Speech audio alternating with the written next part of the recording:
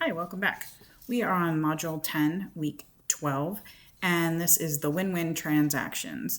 It asks questions like, why don't we let people assume more risks? Why can some things not be sold, only given away? Why does the law not allow voluntary torture?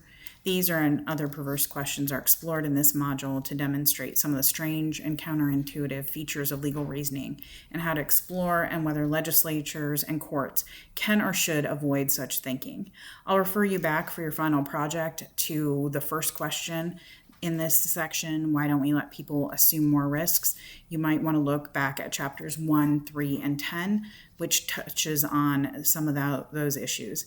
And then the commodification issues, why some things cannot be sold, only given away. That's looked at in our book in chapters 1 and 3. Chapter 3, specifically page 40, and then again at page 48. So our first article this week is Simmons' Assumption of Risk and Consent in the Law of Torts. And what he's specifically looking at is a theory of full preference. So when we're looking at this article, he's talking about assumption of the risk and contributory negligence in particular, and talks about the traditional notice that one consents to a risk, that if you consent to that risk, that you may not obtain damages when the risk materializes in harm to you, that consent is viewed as an accepted defense to an intentional tort. So we're looking at his critique of the modern critique, and he talks about a plaintiff's reasonable assumption of risk will not bar him unless the risk was one which the defendant had a legal right to put up to the defendant. In such case, the defendant breached no relevant duty. A plaintiff's unreasonable assumption of the risk would constitute contributory negligence on his part, and this would be a defense without the need to invoke a separate doctrine. The author talks about in cases of primary assumption of risk, defendant is not negligent. He either owed no duty or he did not breach the duty that was owed. Or in a secondary assumption of the risk, affirmative defense is established to the breach of duty and exists only if the plaintiff was contributorily negligent. So he moves on from there to talk in Simmons about the full risk preference, which is the focus of his article, and that begins on page 4 of the reading. And the author says what justifies barring relief because of a plaintiff's consensual behavior. Consensual behavior sometimes constitutes contributory negligence. And so the plaintiff should not obtain benefits of a choice without incurring the expected risk. So he sets forth then on page 4 that in the typical consent or assumption of the risk situation, the plaintiff has 3 actual or hypothetical choices. Number 1, not engaging the activity. Number 2, engaging the activity and encountering a tortiously created risk.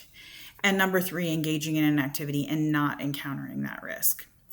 The defendant, when the plaintiff then sues and argues that the defendant was negligent, they can then assert that even if the defendant was negligent, the plaintiff assumed the risk by choosing number 2, engaging in the activity, over number 1, which is the plaintiff's choice to still engage in the activity. They could have not engaged in the activity. The plaintiff's limited consent or assumption of the risk does not justify non-liability. So the author then is looking at some different fact patterns that he sets forth where a plaintiff is given only limited opportunities, such as the worker can either not have his job and not get paid, or he can use faulty equipment. He's not then provided that third option, which is he engages in the activity and he does not encounter the risk. There's no tortious action by the defendant. So the author then goes through an analysis of the full preference theory where all 3 of those options are available. And he states that it is not true in any case where the plaintiff voluntarily enters a known danger that he necessarily consented to any future negligence on the part of the defendant. That a plaintiff who exposes himself to the risk of future harm, but that doesn't mean he has consented to relieve the defendant of any future duty to act with reasonable care. So looking at that consent issue on whether all the options, the full preference, is available to the plaintiff. The critical the critical question he then asks on page 7 is the comprehensiveness of the plaintiff's preference of a course of conduct, whether he's given every one of those options. Because sometimes the plaintiff can, the author states, have his cake and eat it too, obtain the benefit and incur less risk involved in the situation. The author then talks about the answer depends always on the defendant's duty as well as the scope of the plaintiff's consent. And in the full preference theory is persuasive because it justifies denying recovery to a plaintiff because of the full preference, because she has those options 1, 2, and 3 that we discussed, and that shows that the plaintiff has suffered no injury under the law, that the law should protect that. So the author then talks on page 8 about reasonableness is largely irrelevant. The full preference model does not examine the reasonableness of the plaintiff's conduct. That assumption, true assumption of the risk cases should not analyze. Analyzed in the terms of reasonableness because the plaintiff was fully prepared to take the risk and had no basis for complaint when the risk that they were knowingly taking materializes.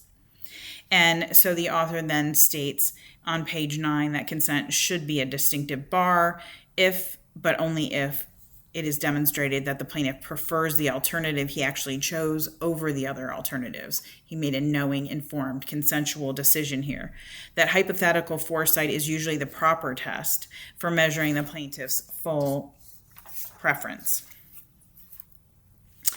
The author states it does not seem fair to preclude a plaintiff's claim because of her autonomous choice when the defendant narrowed those choices. Again, that worker who's working with faulty equipment because the only other choice is to not have employment at all, not engage in that activity.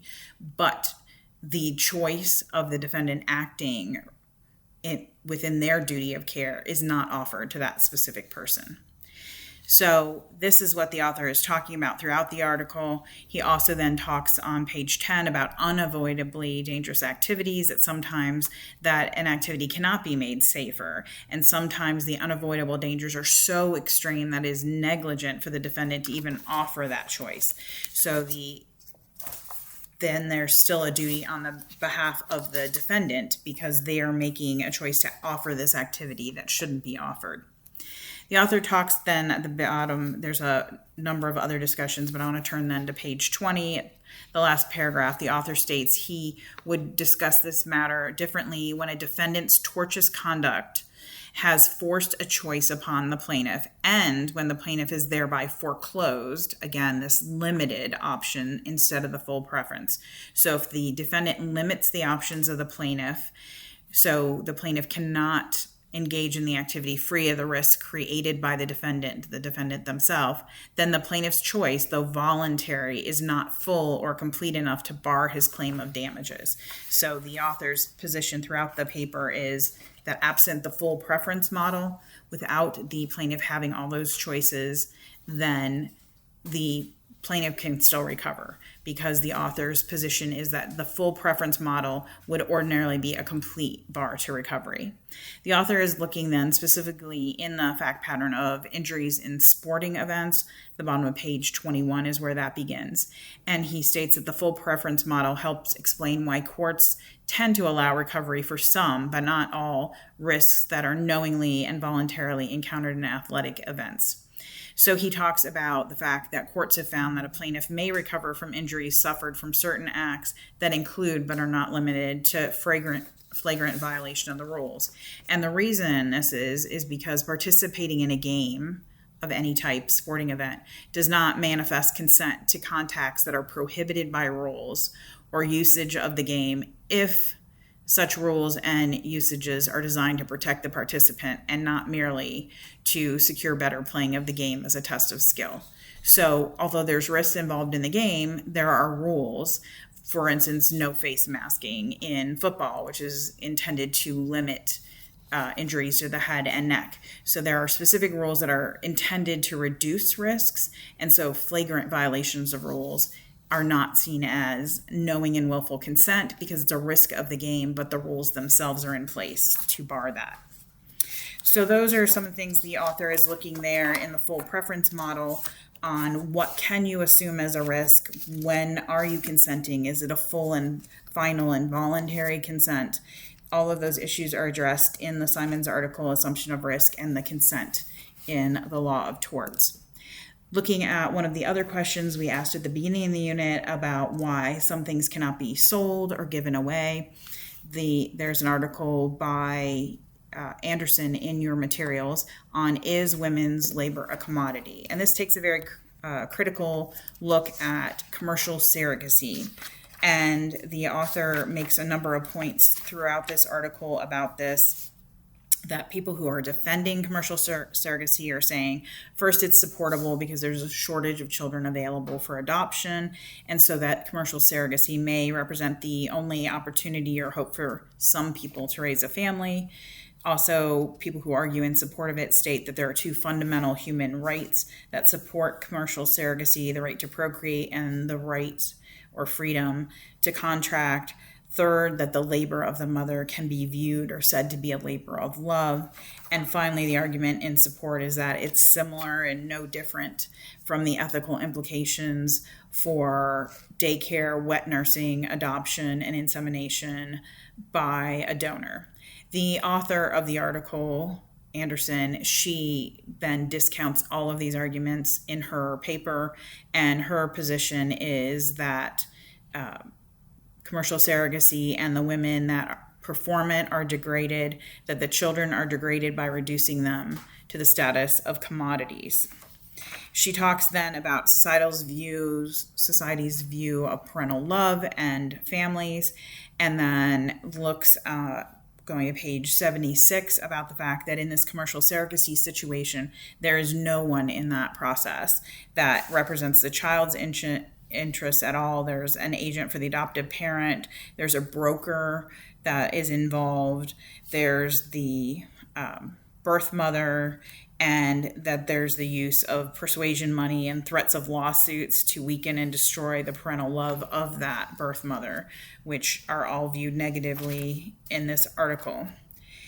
The author makes a point on page 77 that children are valued in our society as mere use objects by the mother and the surrogacy agency when they are sold to others, and the adoptive parents when they seek to conform the child's genetic makeup to their own wishes, that this whole process degrades children because it engaged in the transfer of children by sale.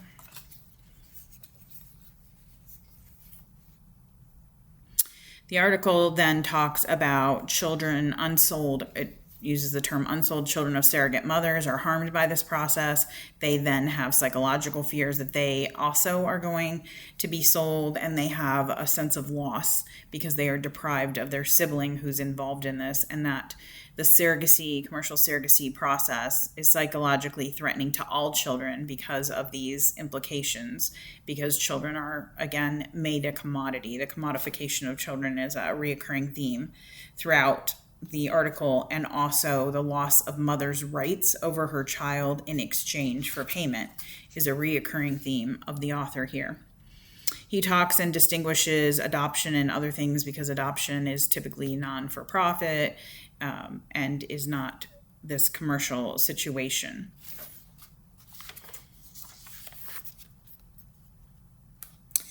Starts talking on page 80 about the women's labor as a commodity itself, that commercial surrogacy attempts to transform what is specifically women's labor, bringing forth children into the world, into a commodity, reduces the mother from a person worthy of respect and consideration to an object of use.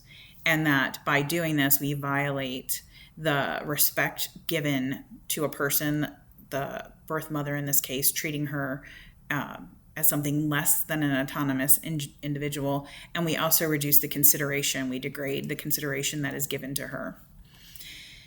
So the article talks then, page 81, that there are multiple faceted reasons why this is a negative thing, this loss of respect and consideration. First, it violates women's claims to respect and consideration in 3 ways, causes the surrogate mother to repress whatever parental love she may have. Second, manipulates and denies legitimacy of her evolving perspective. And third, that it leaves her open to exploitation. Page 82, the author states that the demand to deliberately alienate oneself from one's love for one's own child is a demand that can be reasonably and decently made of no one, that's not an appropriate thing to be seeking, and that treating women's labor is just another kind of commercial production, the same as a factory, in essence, violates the precious emotional ties when the mother may rightly and properly establish with her product, that being her own child, an emotional relationship, and it violates her right to consideration such that it is a degrading process. Talks about manipulation of the surrogate mother's emotions, and there's some discussion within the article about some studies that were done relating to that in the subsequent pages.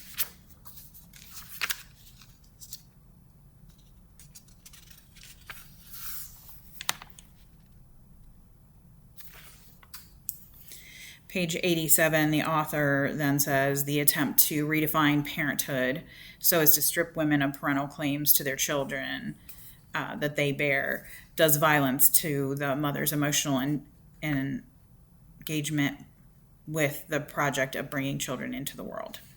And so the author's final conclusion on starting page 87 is that commercial surrogacy should not be enforceable. She talks about her position that commercial surrogate contracts should be illegal because they're degrading and harmful. Trafficking in children violates the dignity of women and subjects both the women and children to the risk of serious exploitation. She says that defenders have offered some suggestions, but she does not believe that these address what is the main concern here.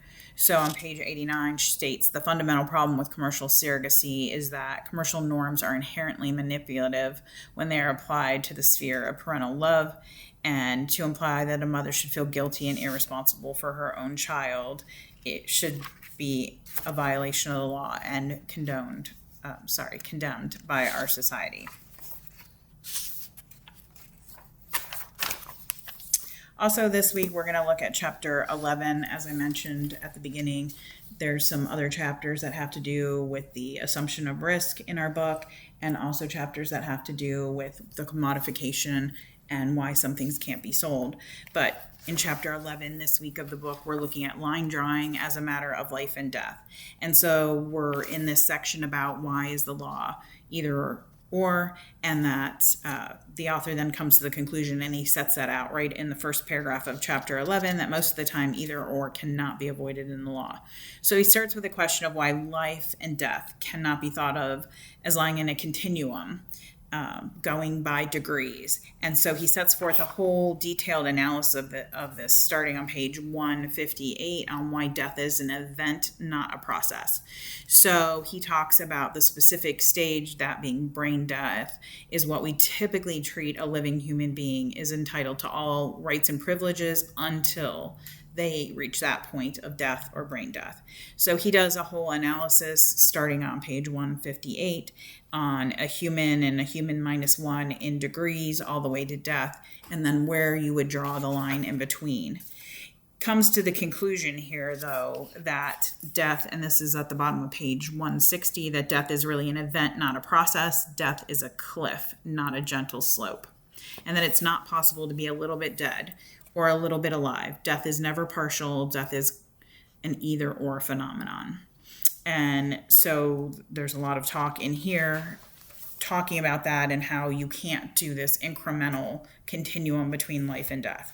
So that's the first example he gives, and then he looks then starting on page 163 at other things that cannot legally be done on a continuum and why they cannot be. So starting at page 163 is on why consent is not a matter of degree, and he sets forth 4 different case patterns where he wants to show you that you go from a very egregious illegal action to a less egregious, to something that's immoral, and then to something that's just not right when you're coercing people. So he tries to get this continuum, and then if in all those situations you're saying you do this, I kill you, or you give me $1,000, or all the way to I take my friendship if you don't give me $1,000.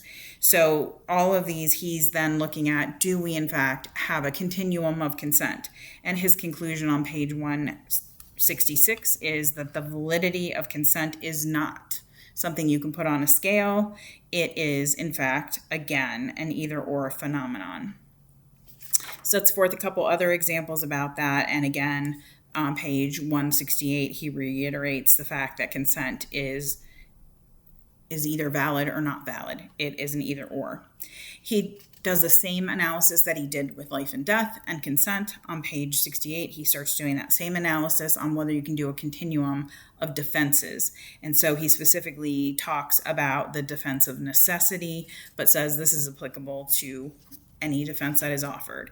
And so again, he comes to the conclusion, page 171, that when we're looking at degrees of harm averted relative to harm committed, in other words, defenses, again, it's either or, that it has to be dealt with that way, that we cannot do these little increments, these degrees in between.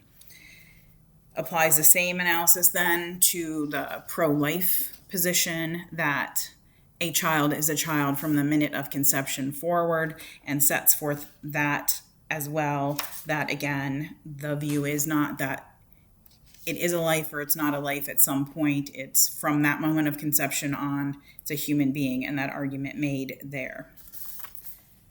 The author then sets forth a couple of other examples and then actually gives you a diagram on page 180 of trying to visually give you a picture on why things are either or and not on a scale. The conclusion on page 181 states the law splits hairs because it cannot do otherwise, and ties that right into the legal decision making is multi-criterial, which has been the theme throughout the book. That's the end of this section. I look forward to seeing you next week. Thanks.